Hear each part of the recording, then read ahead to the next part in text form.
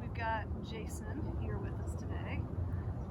And we've got Charles. Hey, Charles. You might- Also, shout out our sponsor, Rabbi Evan, for allowing us to use the peninsula as his house. Absolutely. Yes. Absolutely. And the coffee is delicious. Yes, it is Yes. delicious. A warm welcome from the rabbi. Yes, thank you and his family. Thanks, Yes. Abby, for making a coffee for us. Absolutely. So, for today, we're still continuing on in Advent, and we wanted to talk about Advent music because it's a unique genre, if you will, and also we have a lot of strong opinions about Advent music, I think, and wanted to talk about some of the hymns that we sing at Advent. So, our first question is. Before you ask, can I ask? Yeah. I think one thing, Advent hymns get a bad rap. For some reason, I hear people saying, I don't like the Advent hymns. They're dreary or they're down, and I've never understood that. Well, I think, some of them are in minor keys, Yeah. which of course there are Christmas carols that are in minor Yeah. keys. They're just being Ebenezer Scrooges. Yeah. But they're not singing about warm, fuzzy feelings of, snowdrifts and, Yeah. evergreen Christmas trees. comes Santa Yeah, Claus. here comes Santa. Yeah. But they,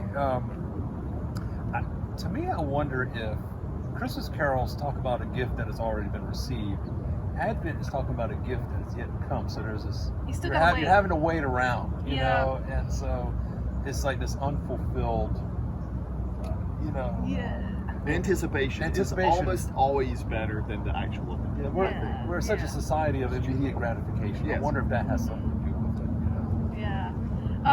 Well, I guess so. Before we jump into the Advent hymns, let's first back up and say, what is Advent all about? The season of Advent, what's it all about? Preparation. Gonna yell over the plane. Watchful waiting. I would say expectation. We're waiting for not just the white mass, but waiting for Christ to come. Whether that's Christ coming to the manger or looking ahead to Christ coming again as well. So it's that, like you said, that expectation, that waiting. We live that out with our rituals at Advent. And one of the most important ones, or lasting ones, is the lighting of a candle on the Advent wreath. 1, then 2, then 3, then 4, as we scatter this darkness, this gathering darkness, as the days become darker and shorter, and then until we get to the welcoming of the light, the world that no darkness can overcome. Yeah. So, jumping into our theme, and I'm going to put Jason a little on the spot here to kick us off. What makes an Advent hymn an Advent hymn? Well, at an Advent hymn, let's look at it just the other way. What makes a Christmas carol a Christmas carol? Because anything outside of that is going to be more of a hymn, right? Yeah. So a Christmas carol is really the definitive definition here. They tend to be in what we call a 6/8 meter. Uh-huh. Green Sleeves is a perfect example of a Christmas carol. What child is this? So you have this dance quality to it. They tend to have a refrain. Uh-huh. This is Christ. And so you have Would that refrain be something that everyone would have sung together as in a chorus? as in a chorus, yes, they could have done that. And also, Christmas carols tended to be secular. Okay. They were not sung in the church. They were actually sung like your Charles Dickens Christmas. Your carolers walking around the streets, they wouldn't have sung those songs in church. God bless you. Yeah, they would. God bless you, Mary. They would not have sung that. The songs they would have sung in church would have been psalms, from the Psalms of David, and you had some Christmas hymns, such as "Heart to Hell," the angels sing.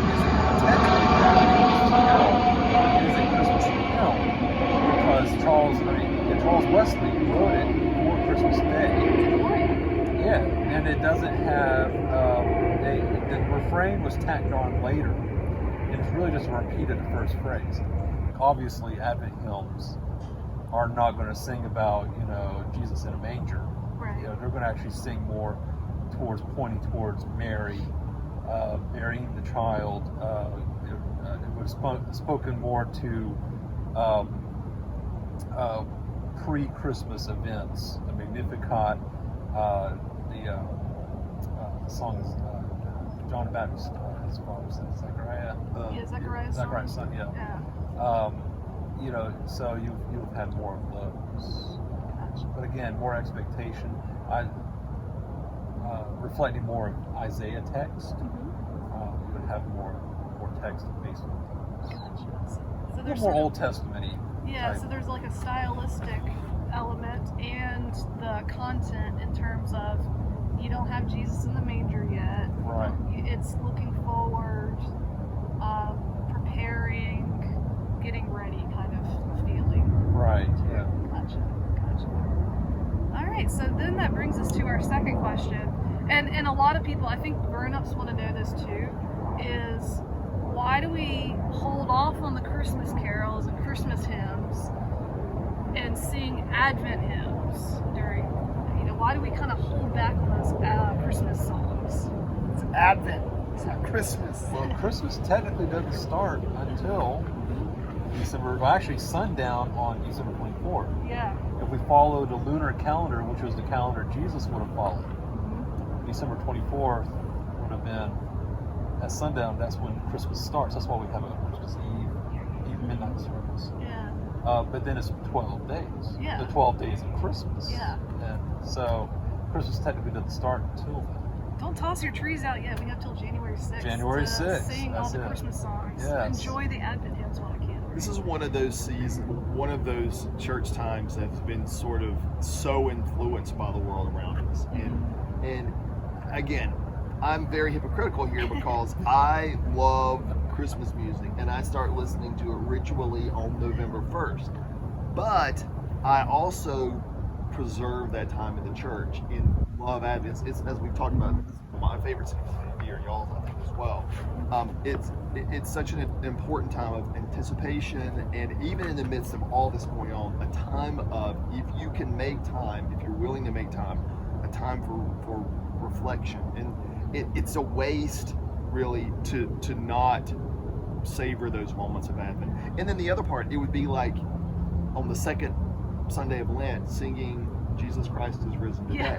Yeah. It's just not time. What I like about Advent, and this is where if you can hold space for Advent, it can be very valuable, is that Advent, I think, has multifaceted, and it can be something that you can walk through regardless of where you are in life.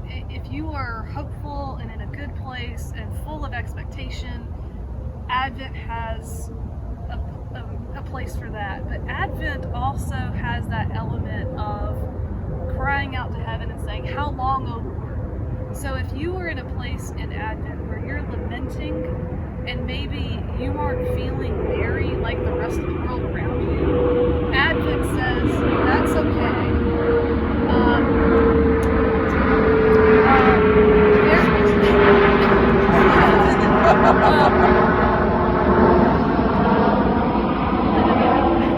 If you're lamenting in the midst of Advent, Advent highlights that and sees that, and there's a song for that, and a scripture, and a prayer for that. And so, Advent says it's okay for those feelings that aren't necessarily merry to come to the surface and be seen. And I don't want that to be overlooked, because I think it's valuable in our faith to have seasons that can go with us regardless of how we're feeling in life, and then maybe find that time of peace at the last. But yeah, Advent has a whole lot of capacity to hold wherever we're standing in life. Well, and I think and taking what you just said in a broader sense, the whole church year, Yeah. we can actually shape our lives around that. And it actually, something the church year can do for us, it can give us, it can actually give us guidance in our daily living. It's hard for me to remember the day my dad died, but I know it was Maundy Thursday. And that for me, my life in some way is shaped by that liturgical calendar. because, and I think that year it was the latest it could fall that year. I think it was like April 21st or April 8th. I can't remember the exact day. I can remember it was on a Thursday. And so for our daily living, if we take a minute to live in the liturgical calendar, like you said, it'll meet us where we're at, Right. and it will guide us. Yeah. Absolutely. My mom died on the 5th Sunday of Lent, and the readings that day were Lazarus. I Yeah. mean, they were funeral hymns. Yeah, See, exactly. perfect examples. The liturgical calendar can actually be that blanket that carries us through the year. I mean, that's my grandma was right before Holy Week, so walking through Holy Week and also thinking about my grandmother. Yeah. Yeah. But you had to open expectations. Yeah. But you have to listen. You have to listen. You have to listen for the calendar and all of those. You know, my time of ministry, I put a lot of emphasis on Advent. And I know that some parishioners in St. Matthew's, but also other churches, have said, especially older parishioners, have said, well, we didn't really, I don't remember Advent being such a thing. Well, and I wonder, it's always been with us in the church, but I wonder if in recent years we proclaimed more of this Advent season. I don't know the answer to that, but I suspect we have. Definitely hold space for Advent. Like, yeah, we have our Christmas songs, but don't forget to hold some space for Advent because there's some great music, great content, Great in theology. in Advent. There's some great gifts to uncover in Advent. So let this plane go by, and this is just gonna be a running track.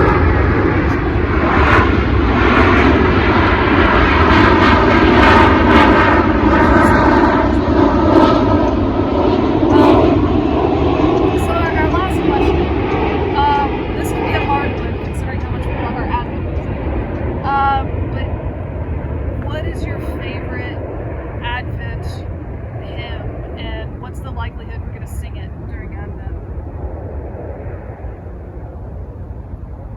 Well, whatever Jason says will likely be played. Yeah. As he, Well, you know, Here Comes Santa Claus might be kind of Adventist. Here he comes! That's a carol, not a hymn. Put it in a minor. Put in minor key. Change the lyrics around. That sounds a little Comes creepy. Jesus Christ. Yes. Comes Jesus Christ. Oh my gosh. You're right, Pierre. There's a lot. I'll just say two immediately come to mind. The one is "O Come, Emmanuel." I Yes. just love that one. But Yes. but if I had to choose a favorite, it would be a newer one, and it's by Marty Haugen. "Awake, awake, and greet I the knew new you were morning." going to say that. I just really like that one a lot. We've already I lo- sung it. I love the image of morning so much. The image of night and then dawn coming and then a new day is here, and it's just so optimistic. A new morning. I like that. Morning, not morning, right? Yes. A.M. Morning. Yes. I like that. Would be my favorite. Mine's Savior of the Nations Come. Ah, Good old Martin Luther text. You can't go wrong, you know. I think I know my hymn of the day.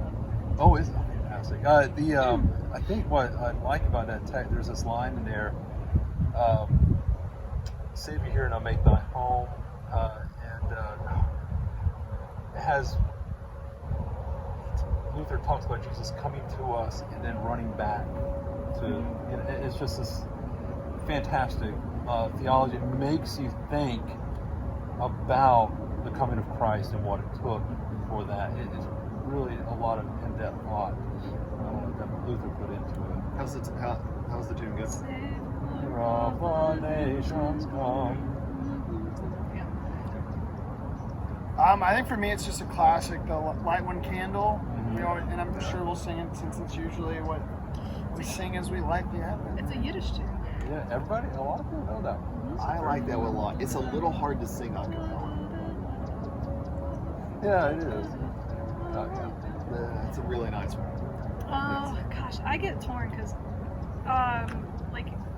there's so many tunes I love, but if you're gonna do like Mary, that kind of combination of a great tune, great images, a little more upbeat, I would have to say "People Look East" is my favorite one. I love the last line where it's like, "Love the guest is on the way, love the rose, love the stars on the way," and the idea of image of the furrows of the field lying open, and one more seed is planted there, and even the earth is preparing. All of the earth is preparing for the coming of Christ. So I really hope we sing that one sometime in Advent. I think there's a strong one. Jason's like, absolutely not. I don't know. Since we're the ones who plan the music, I think there's a high probability we'll get our favorites in there, right? I like the hopefulness too of like you come bum bum bum bum bum bum bum, and the other is prepare the royal highway. Yeah. It's just they're not there's no dreariness at all. It's hopeful. Thank you for joining us. Thanks for having me. This was a lot of fun. Charles. Yeah, Charles, glad you could join us. You got any thoughts, buddy? No? Okay. Thanks again to Rabbi Rabsky and the family for hosting us today as well. This is fantastic. Good coffee. All right. It is fantastic. Y'all take care. Bye.